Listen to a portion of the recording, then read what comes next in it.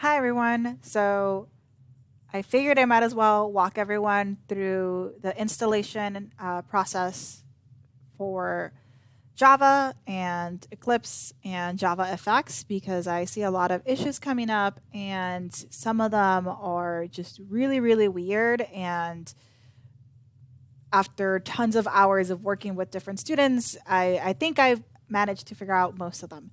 So this process starts, or this video is starting once I've already installed Eclipse and already installed Java. So if I go into this PC, my C drive, my program files, and I go to Java, I see that I have here my JDK 1302. So you should at least be at this step. I have also already downloaded the JavaFX, which is version 13. So what I'm going to do is I'm going to extract all, and I'm going to click browse. And this is very important. Some students were having issues. You got to make sure that there are no spaces in the directory path. So even if your user account has a space in it, it's not going to work. So the safest bet is to just put it directly in your C drive because there aren't going to be any spaces that could possibly mess up the process for JavaFX. So I'm just going to extract it and put it in there. And so now in my OS disk, I have my JavaFX. So when I talk about remember where these are at because you're going to use them, we're going to do that first. So if you open up your settings and you start searching for variables, you're going to see edit the system variables or edit the environment variables for account. I recommend going with edit the environment variables for account just to, again, make sure that this is all bulletproof. If you've never done this, this is what the terminal command prompt command was doing when you were setting, if you did a set path to FX or set Java home. We are now just doing it through this graphical interface so that hopefully it's a little less intimidating and so that you get a better idea of what we're doing. What we're doing is we're telling our computer, hey, whenever we're going to run a command, search for things in these places and find these variables and then do the necessary replacements. So what we're going to do is we're going to create a new variable. We're going to call it Java home, Java_home, all capital caps lock. You're going to select browse directory. And this is the SDK, not the FX, but the SDK. So if you remember, that's on our OS, program files, Java, JDK. And you select that folder, and the last thing on this path should just be the JDK. You're going to click OK. Now you're going to go into the path. This part is important because this is what allows your terminal to recognize that you have Java 13 installed. So you're going to go into Edit. You're going to create a new one, and it's going to look a little bit like this. And you're going to do %, Java_home,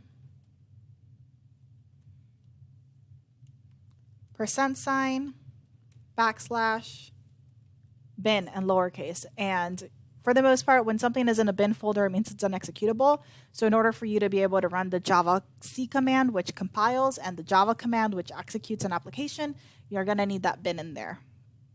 You're going to select move up, so it's the very first thing. Click OK. Click OK. Close out of this.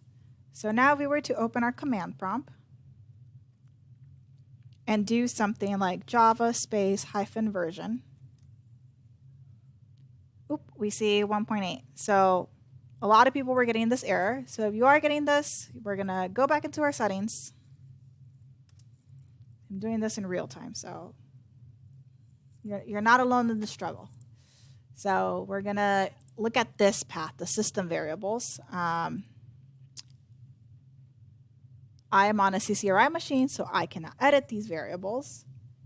I just realized, but if you are on your own machine, you'll be able to edit the variables because you won't need administrative access, or you will have administrative access because it's your own computer.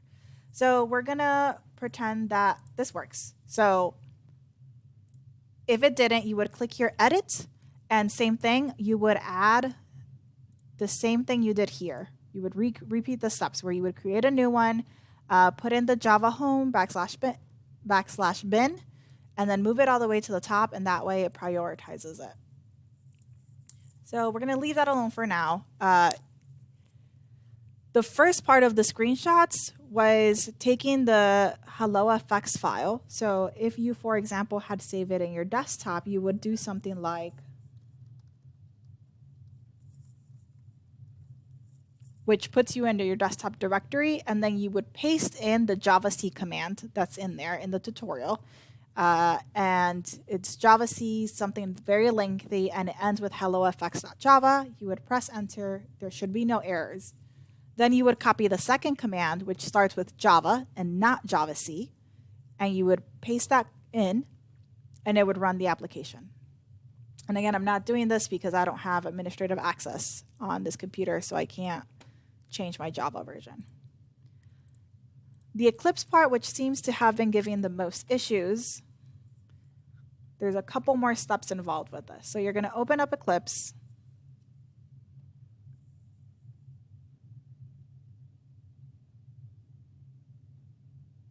And the very first thing you have to do is you have to set up your JRE. So you're going to go into Preferences. You're going to select Java, install JREs.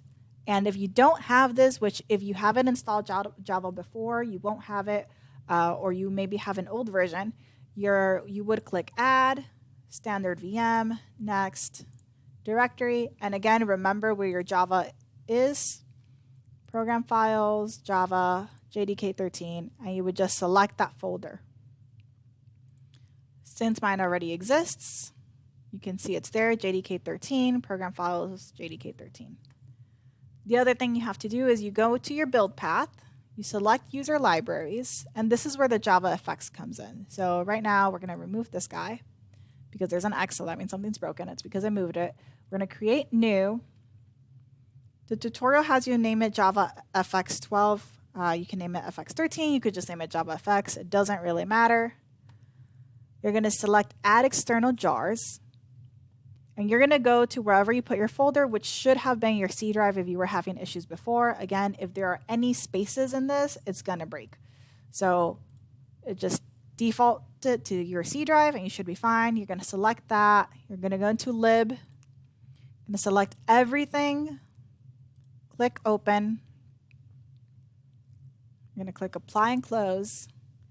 And then you're going to import the project. So we have Open Projects from File System. Directory. I believe I have it in my downloads. I don't have it in my downloads. I forgot to extract it. So downloads.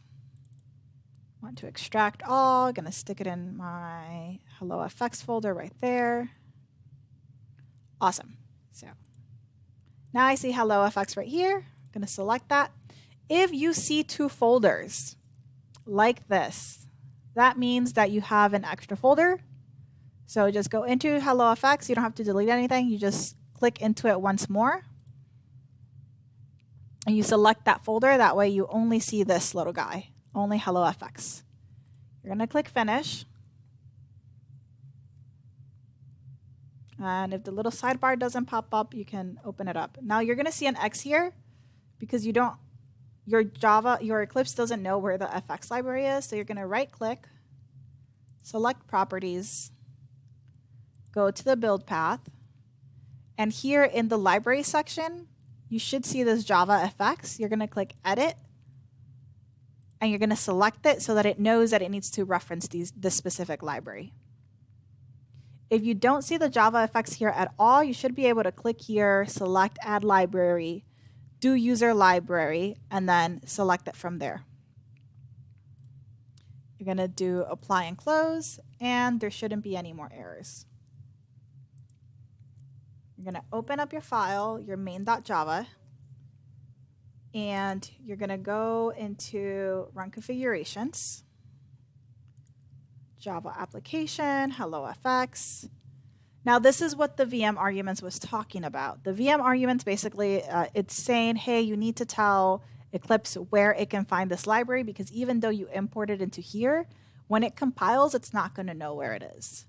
So that is this part. Again, this is pasted into the tutorial. So it's -module path, $ path to FX, add modules, JavaFX controls, JavaFX FXML. This path to FX variable is different from the path to FX variable we had before in our system. So you're going to go into variables. You're going to do edit variable.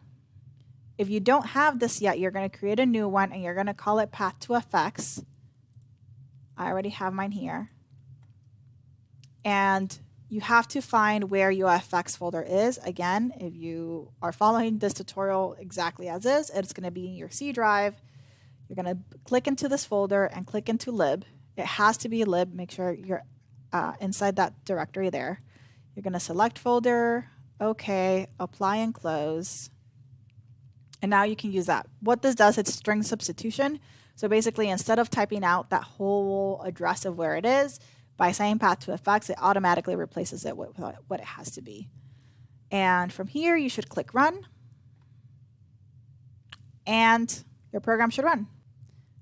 That's it. Hopefully, this fixes most, if not all, errors. If you're getting weird errors besides this, I know this is going to sound ridiculous, but uninstall Eclipse and reinstall it. The way to uninstall Eclipse, you find it in your C drive, users. I'm under V Chavez. You delete this entire folder. You don't have to delete your workspace, especially if you are already doing work in there, but you have to delete the Eclipse folder and then empty out your trash and then download Eclipse again. But with these steps, you shouldn't have any issues getting this to run.